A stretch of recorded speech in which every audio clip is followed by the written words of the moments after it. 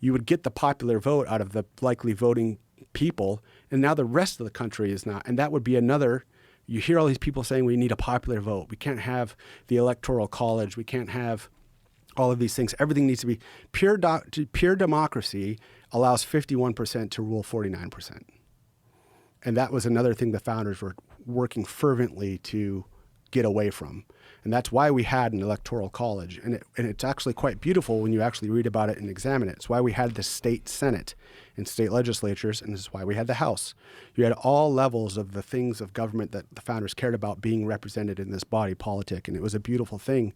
And I could go on for 15 more things about that. I won't do it for the sake of your listeners because I doubt this is what they wanted to do. But similar things happened with the Supreme Court in Marbury v. Madison and allowing the Supreme Court to have judicial review. That was never a thing that was in the Constitution. And the Supreme Court, if you like the Supreme Court being able to have the power to describe everything as being either constitutional or unconstitutional, then you're not ruled by a democracy, you're ruled by an oligarchy.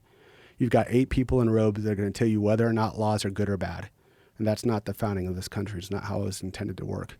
And that all started back in Marbury v. Madison with Thomas Jefferson and these writs of mandamus, that where the Supreme Court, long story short, essentially granted itself the power to conduct judicial review. Under the old system, or the system that was ratified and that the founders approved was, if a law was deemed unconstitutional, it would go before the Supreme Court, and they would rule in favor of the person. And then eventually the government would figure out, oh, this law doesn't work. But it was never on the Supreme Court to say constitutional, unconstitutional.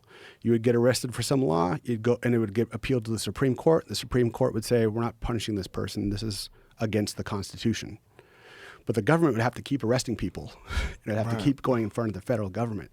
So what I'm saying is, and I'm sorry to go off on this, we can go back to tech, but all I'm saying is the core of the American experiment and individual rights and what makes this country so great and why I was willing to die for it after my initial enlistment and why I have such love for this is because it was the only experiment where the value of the individual was held at the top of the hierarchy and that people could truly be allowed to flourish. And in 250 years, we did more than any society could have hoped to have achieved in tens of thousands of years.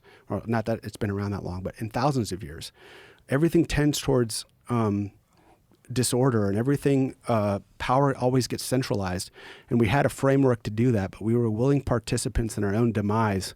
And now we're scratching our heads and wondering why there's no individual and why there's no individual autonomy, and why a guy can't smoke weed on the weekend, or why a guy can't do X, Y, or Z, because we have centralized the authority and the power and the decision-making structure, and we're allowing them to be. There would be no problem with money in politics if the federal government had only the powers that were outlined to it in the Constitution. I think that's very well said, and I could have never said it the way you said it. And I think there's a lot to absorb here. I'm sorry. Podcast. No, it was great, dude. It was great. This is one of the things that I love about you. You're very thorough. Yeah, thorough is one thing. My friends always say Bill's tism is starting to show. You got a touch of the tism, but I think that's good. Like I said, just like ADHD, I think it's a superpower. A lot to absorb. So I think we'll wrap it up right here. But thank you. This was an awesome conversation. I really appreciate it. It was really great. Yeah. We could do this again, too. I'm sure we could probably have 30 or 40 of these. We didn't even get to AI. I wanted to get to AI because I think I have a very anti-pattern to AI and how you understand it.